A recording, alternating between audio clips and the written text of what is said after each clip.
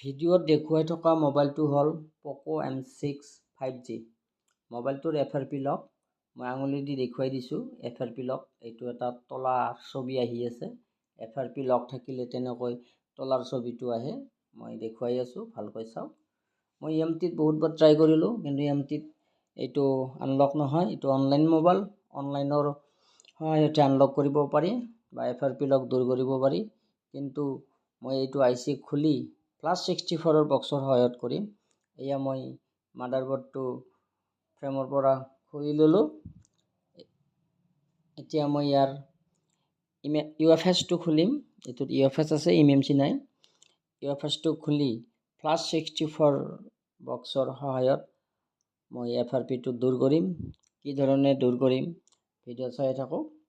ইয়াৰ আগতে মই দুটা +64 বক্সৰ সহায়ত IC খুলি মই দূৰ কৰিছিলোঁ। সেইটো হ'ল, এটা আছিল Redmi 14C 5G আৰু আনটো হ'ল Redmi 15C। যদি আগৰ ভিডিঅ' দুটা চোৱা নাই চাই ল'ব। এইটো ঠিক তেনেধৰণৰ একেই ভিডিঅ' হ'ব। এয়া মই UFSটো খুলি আছোঁ, দেখি আছে। মই UFSটো খুলি আছোঁ। মোৰ চেনেলত যদি আজি নতুনকৈ আহিছে, পোনপ্ৰথমে মোৰ চেনেলটো ছাবস্ক্ৰাইব কৰি ল'ব, লাইক কমেণ্ট শ্বেয়াৰ কৰিবলৈ নাপাহৰিব। দেখি আছে ভিডিঅ'ত UFS খোলা হৈ গ'ল। এতিয়া মই UFSটো আৰু মাদাৰবোৰ্ডটো ক্লিন কৰিম। মাদাৰবোৰ্ড ক্লিন কৰাৰ পাছত UFSটো ক্লিন কৰিম। তাৰ পাছত UFSটো মই অন্য এজন টেকনিচিয়ানক দিম। সেইজন টেকনিচিয়ানে UFSটো ৰিবুল কৰি দিব। তাৰ পাছত মই UFSটো কম্পিউটাৰৰ সহায়ত +64 বক্সৰ জৰিয়তে FRP ৰিমুভ কৰিম 1 ছেকেণ্ডত। Only 1 second. FRP ক্লিক কৰি দিয়া সময়খিনিয়ে লগালগ FRP দূৰ হৈ যায়। যিটো মোবাইল আন টুলছত কৰিবই নোৱাৰি, MT-ত নোৱাৰি, AMT-ত নোৱাৰি, মানে বহুত ধৰণৰ টুলছত, আনলক টুলতো নোৱাৰি, ছাপৰ্টেই নাই। এইটো আৰু অনলাইন মোবাইল, কিন্তু অনলাইনতো কিছু মোবাইল আনলক কৰিব নোৱাৰি।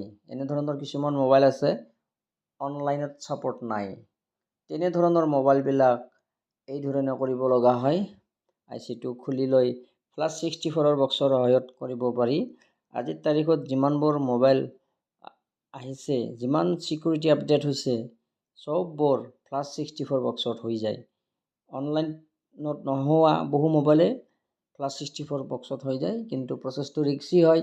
যিহেতু মোবাইলটো অন থাকে, অনলি FRP লক থাকে, গতিকে UFS বা MMC যিয়ে নাথাকক, খোলাৰ পাছত মোবাইলটো ডেড হৈ যায়। তাৰ পাছত যদি ছাকচেছফুল নহয়, কিবা কাৰণত হিট পৰাৰ পাছত কেতিয়াবা কি হয়, UFS বা MMC হেৰি হৈ যায়, মানে +64ত কানেক্ট নহয়, কম্পিউটাৰত কানেক্ট নহয়, ICটো ডেমেজ হৈ যায়। মোৰ ক্ষেত্ৰত এটা হৈছি, সেইটো আছিল Poco, মডেলটো মই পাহৰিলোঁ। মোবাইলটো এতিয়াও মোৰ তাতে আছে, মই IC মিলাবই পৰা নাই। প্ৰায় 1.5 মাহমান হ'ল এই মোবাইলটো মই এতিয়াও কাষ্টমাৰক অন কৰি দিব পৰা নাই। মই IC পোৱা নাই, গতিকে সেইটো IC যেতিয়া পাম সেইটো হ'ব।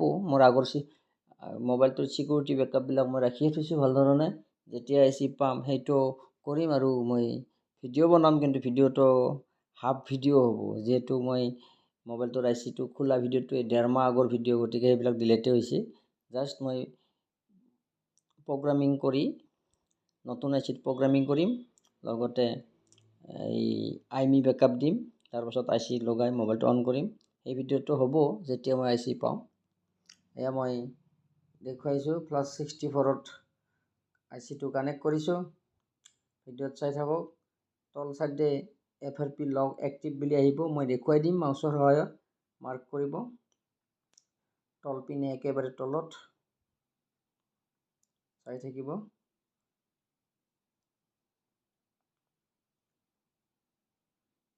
এই আনলক কৰা হৈয়ে গৈছে, নট এক্টিভ আহিছে। আৰু আগৰ মেনুটো মই দেখুৱাম, চাই ল'ব। আগৰটোত এক্টিভ আছে, এইটো হ'ল এক্টিভ আছে, এয়া চাওক FRP লগ এক্টিভ, এইটো ভালকৈ চাই লওক FRP লগ এক্টিভ।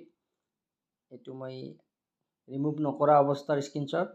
এতিয়া ৰিমুভ কৰাৰ পাছত চাই ল'ব, তলত আকৌ আনিছোঁ, এয়া নট এক্টিভ লিখা হৈছে, FRP লগ নট এক্টিভ। 1 ছেকেণ্ডত এই লগটো +64ত হৈ যায়।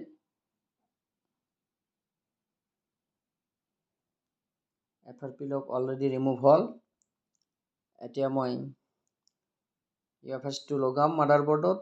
তাৰ কাৰণে অইন এজন টেকনিচিয়ানক মই UFS2 আৰু মাদাৰবোৰ্ডটো দি দিছোঁ, সি লগাই আছে।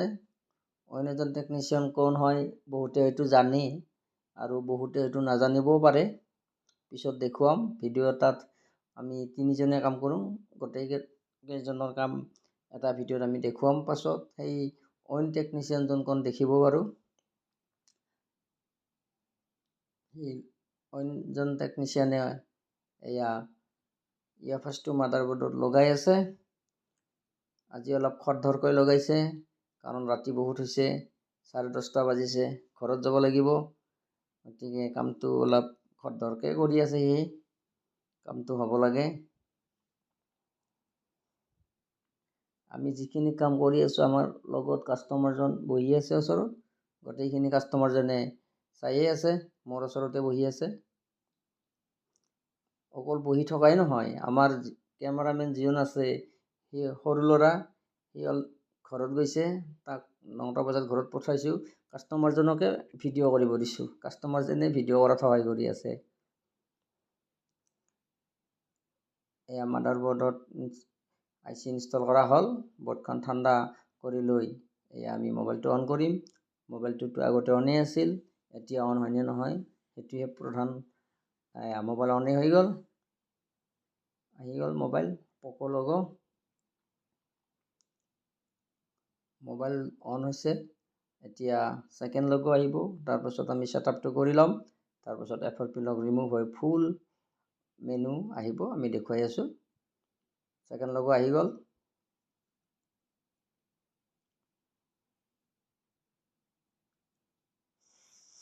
অলপ ৰখিব লাগিব ছেকেণ্ড লগৰ পৰা আহোঁতে। এয়া ছেকেণ্ড লগৰ দূৰ হ'ল। এতিয়া এয়া মই আঙুলি দি দেখুৱাই দি আছোঁ, FRP লগ নাই। আগতে ইয়াত এটা তলাৰ ছবি আছিল ওপৰত, এয়া মই আঙুলি দি দেখুৱাই দিছোঁ, তাত তলাৰ ছবি আছিল, এতিয়া সেই তলাটো নাই।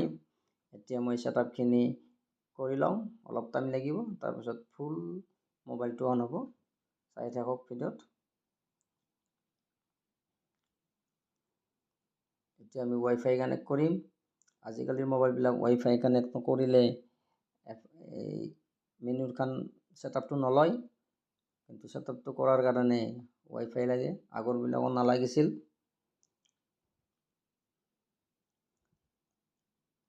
এয়া মই ৱাইফাই কানেক্ট কৰি ছেটআপটো কৰি আছোঁ। মই আঙুলি দি দেখুৱাই দি আছোঁ, FRP লগ নাই ইয়াত।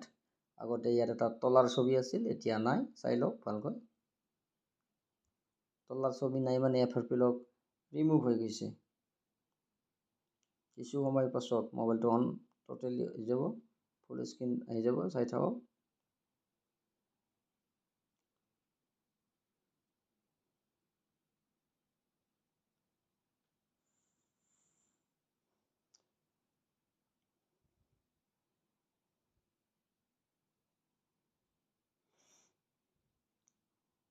এয়া মোবাইল লাষ্ট লগ' আহি গৈছে, একেবাৰে লাষ্ট লগ'। এতিয়া মোবাইলটো পূৰা অন হৈ যাব, মেনু আহি যাব। আগতে মেনু অহা নাছিল, FRP লগ লাগি আছিল। এতিয়া মেনু আহি যাব আৰু কিছু ছেকেণ্ড, চাই থাকক।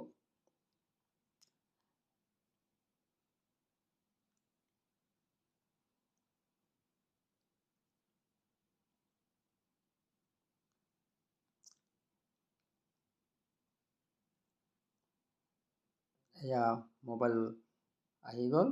আজিলৈ ভিডিঅ'টো ইমানে, নেক্সট ভিডিঅ'ত আকৌ লগ পাম। ধন্যবাদ।